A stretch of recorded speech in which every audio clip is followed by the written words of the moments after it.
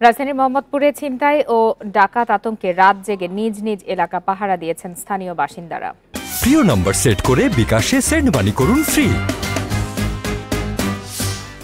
মঙ্গলবার দিবাগত রাত ১টা নাগাদ সামাজিক যোগাযোগ মাধ্যমে খবর ছড়িয়ে পড়ে। এর আগে ছিনতাই ও ডাকাতির শিকার হয় ঢাকা উদ্যান, ৭ মসজিদ হাউজিং, চাঁদ উদ্যান, শ্যামলী হাউজিং এসব এলাকা। স্থানীয়রা জানান, এ রাতে ছিনতাইকারী পুরো এলাকা ছিল। তাদের হাতে ছিল ধারালো দেশীয় অস্ত্র।